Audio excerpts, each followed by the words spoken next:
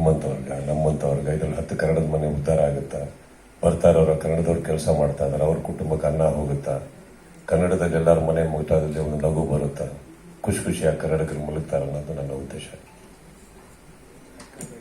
ಆಗಲ್ಲ ಸರ್, ಇದು ಕಂಡೀಷನ್ ನಿರೂಪಕರಾಗಿ ಏನ್ ಕಂಡೀಷನ್ ಸರ್, ನನ್ನ ಮಗಳಿಗೆ ಕಂಡೀಷನ್ ಹಾಕಲ್ಲ.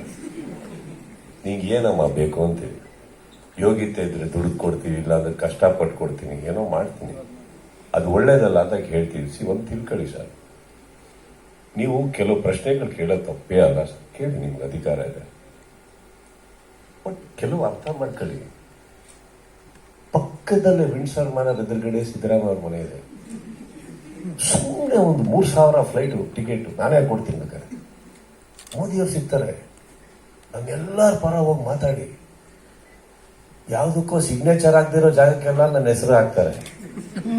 ನಿಮಗೆ ನಾನು ಸೈನ್ ಕೊಡ್ತೀನಿ, ವಹಿಸ್ಕೊಡ್ತೀನಿ, ಹೋಗಿ ಮಾತಾಡಿ. You should understand, nobody is bigger than the government, the power or anybody. We are all lesser people. ಇದೇನಾಗುತ್ತೆ ಗೊತ್ತಾ ಸರ್, ನಿಮಗೆ ಯಾಕೆ ಬೇರೆ ಪ್ರಶ್ನೆಗಳು ಬರಲ್ವಾ? ಈಗ ನಾವು ದುಡಿತಾ ಇರೋದ್ರಲ್ಲಿ ಒಂದು 10 ಜನಕ್ಕೆ ಒಳ್ಳೇದು ಮಾಡ್ತಾ ಇದ್ದೀನ ಕೇಳಿ ಹೇಳ್ತೀನಲ್ಲ. ನಾನು ದುಡಿಯೋದ್ರಿಂದ ಯಾರಿಗಾರ ಸಮಾಜಕ್ಕೆ ಏನಾರ ಕೊಡ್ತಾ ಇದ್ದೀನ ಕೇಳಿ ಹೇಳ್ತೀನಲ್ಲ. ನಾನು ದುಡಿಯೋದಲ್ಲ, ನಾನು ಬರೀ ನನ್ನ ಮಗಳಿಗೆ ಕೊಡ್ತಾ ಇದ್ದೀನ ಕೇಳಿ ಹೇಳ್ತಾ ಇದ್ದೀನಲ್ಲ. ಯಾವ್ದಾರು ಸ್ಕೂಲ್ ಓಪನ್ ಮಾಡಿದ್ದೀನ, ಅನಾಥ ಮಕ್ಕಳಿಗೆ ದತ್ತು ತಗೊಂಡಿದ್ದೀನ, ಆಪರೇಷನ್ ಮಾಡಿದ್ದೀನ, ಮಾಧ್ಯಮ ಮಿತ್ರರಲ್ಲೇ ಎಷ್ಟೋ ಜನ ಬಂದಾಗಿ ನಾನು ಸಹಾಯ ಮಾಡಿಲ್ವಾ? ಈ ಪ್ರಶ್ನೆಗೆ ನನ್ನ ಹತ್ರ ಉತ್ತರ ಇದೆ.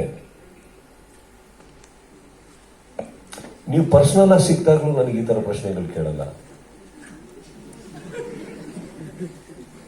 ನನ್ನನ್ನು ಹೊಗಳ್ತೀರಾ, ಹಾಡಾಡ್ತೀರಾ, ನಿಮ್ಮಂತವ್ರು ಇನ್ನೊಬ್ಬ ಇಲ್ಲ ಅಂತೀರಾ, ನಿಮ್ ಬಗ್ಗೆ ಬುಕ್ ಬರಿಬೇಕು ಅಂತೀರಾ.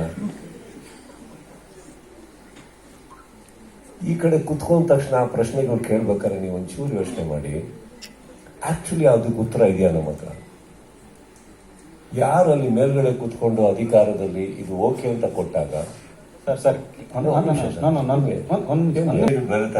ಪ್ರಶ್ನೆ ತಪ್ಪು ಅಂತ ಹೇಳ್ತಾ ಇಲ್ಲ, ಅವಾಗ ಏನಾಗುತ್ತೆ, ಇವಾಗ ನನ್ನ ಆಲೋಚನೆಗಳು ಸ್ವಲ್ಪ ಬದಲಾಗಕ್ಕೆ ಸ್ಟಾರ್ಟ್ ಆಗುತ್ತೆ ಅಲ್ವಾ?